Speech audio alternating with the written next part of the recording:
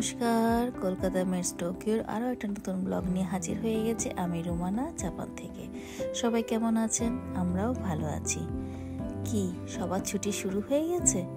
জাপানে 25শে ডিসেম্বর থেকেই বাচ্চাদের স্কুল ছুটি পড়ে যায়, থাকে বেশ কিছুদিন ছুটি, সেই 10ই জানুয়ারি অবধি।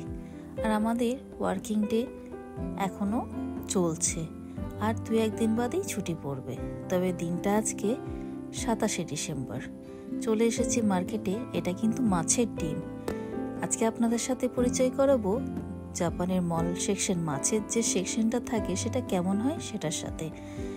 এটা অক্টোপাস, এটা হচ্ছে বুড়ি মাছ, এটা সামন মাছ। দামগুলো তো উল্লেখ করে দেওয়াই রয়েছে, মানে বুঝতে পারছেন এটা ইন্ডিয়ান টাকায় প্রায় 750-800 টাকা মতো দাম পড়ে। আর এটা হচ্ছে মাগুর মাছ। এটা কিন্তু অনেকটা মাংসের মতো খেতে। মাছটা বেশ বড় হয়, দেখে বুঝতেই পারছেন। আর একদম পুরো মাংসের মতো করে কেটে দড়ির সাথে ঝোলানো রয়েছে।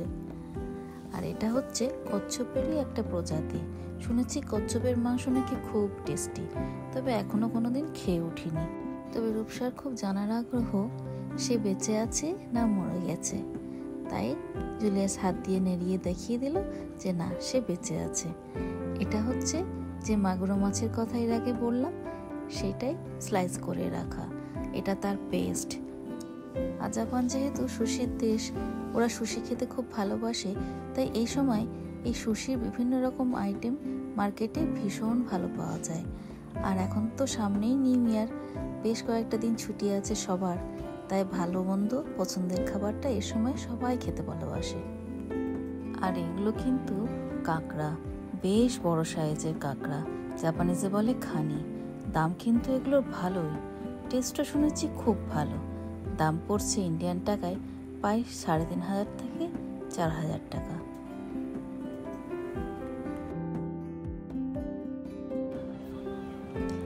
এই যে জ্যান্ত লবস্টার দেখেছেন।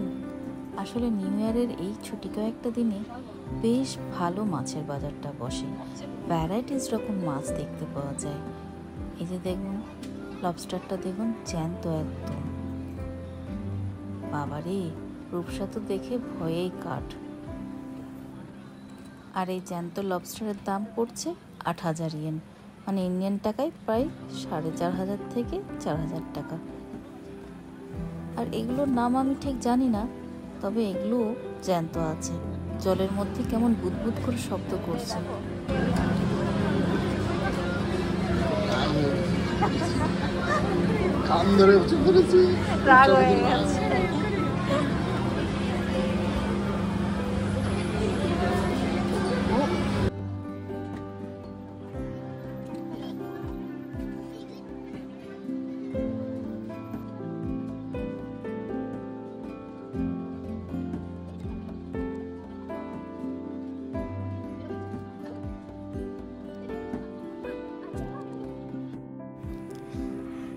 এই চিংড়ি মাছগুলো আমাদের ইন্ডিয়ার থেকে এক্সপোর্ট হয়ে এখানে আসে, তাই এই একটা মাছই আমরা আমাদের দেশীয় স্বাদের পাই। আর এখানে আস্ত অনেক বড় বড় মাছ আছে, সেখান থেকে তেলাপিয়াটা টাটকা ছিল, একটা তেলাপিয়া নিয়ে নিলাম। আর এনেছিলাম একটা ছোট লবস্টার। এটাই আজকে জাপানিজ স্টাইলে রান্না করব, নাবে।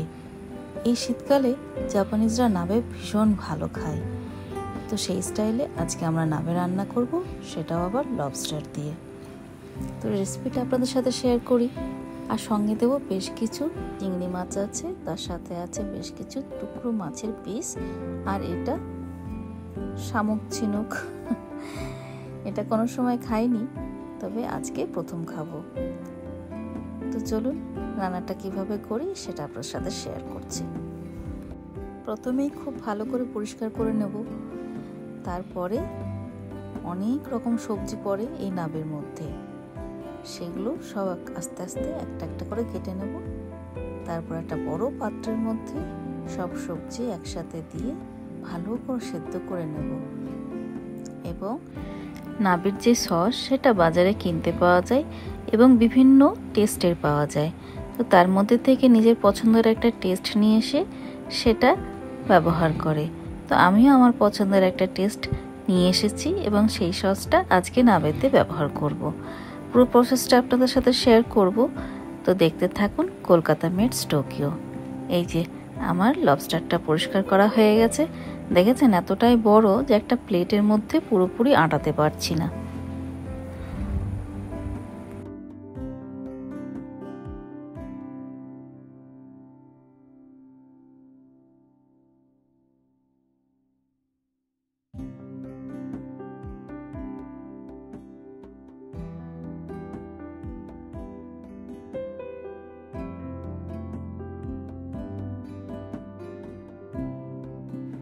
এবার একে একে চিংড়ি মাছগুলো পরিষ্কার করে নেব। আর চিংড়ি মাছ পরিষ্কার করার জন্য কাঁচিটা খুব হেল্পফুল, তাই কাঁচি দিয়েই চিংড়ি মাছগুলো পরিষ্কার করে নেব। আর এই যে চিংড়ি মাছের পিঠের মধ্যে যে শিরাটা থাকে সেটার মধ্যে প্রচুর বালি থাকে, সেটা যদি ফেলে দেওয়া না হয় তাহলে পুরো চিংড়ি মাছটাই বালি কিচকিচ করবে। সেজন্য যখনই আমি চিংড়ি মাছ রান্না করি আমি পিঠের যে সরু শিরাটা রয়েছে সেটা টান দিলেই উঠে আসে, সেটাকে বের করে ফেলে দিলেই চিংড়ি মাছ পরিষ্কার। এই যে দুটো সাইজ দেখেছেন কতটা ডিফারেন্স, কতটা তারতম্য। আজকে নাবেতে যেসব সবজিগুলো ব্যবহার করব সেগুলো সব এই যে বের করে নিয়েছি। পড়বে মাশরুম, পড়বে শাক, তারপরে মিক্স কিছু ভেজিটেবল আছে, মিষ্টি আলু আছে, আর পড়বে হাকসাই, যেটা আমরা সবাই চাইনিজ ক্যাবেজ নামে জেনে থাকি। সেটা সব কিছু টুকরো টুকরো করে কেটে নেব।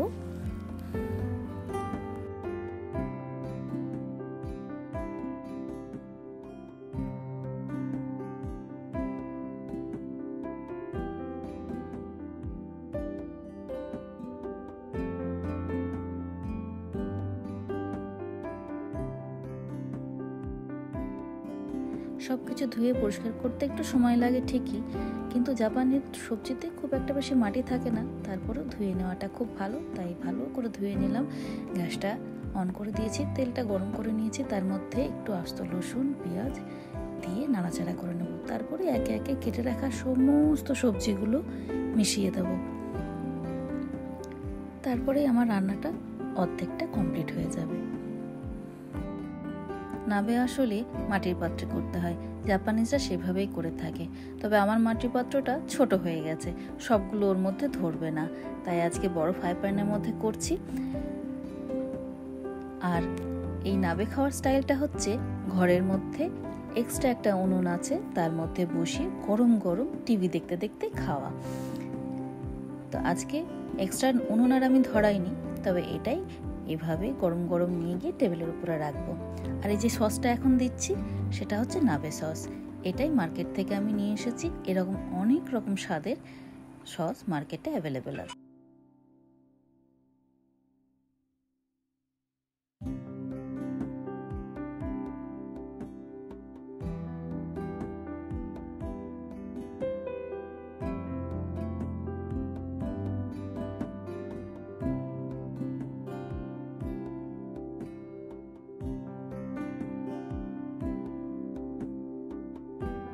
আর একটুখানি নিজেদের দেশীয় স্বাদ মিশিয়ে নিলাম এই নাবের সাথে ধনেপাতা দিয়ে, স্বাদটা দ্বিগুণ করে দেবে।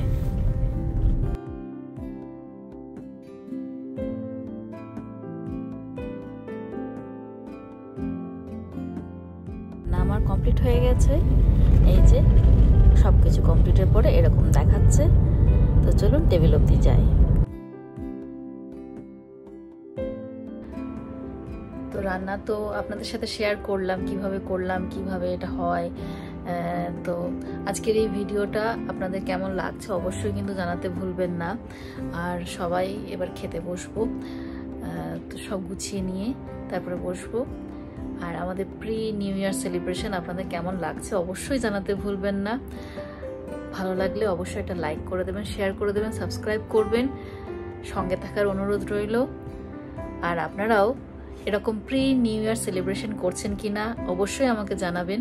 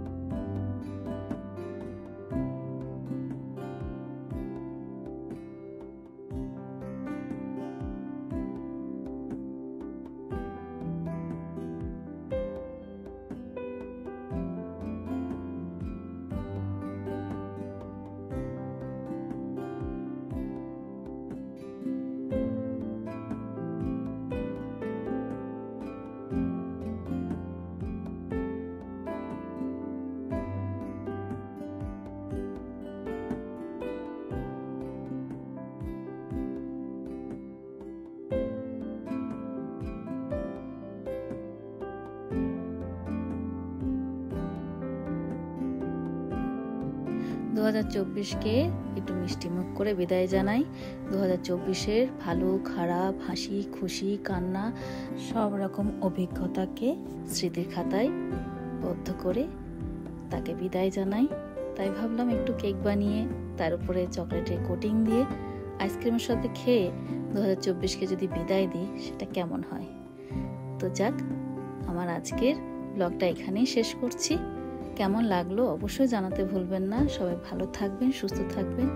দেখা হবে আবার নতুন একটা ব্লগে।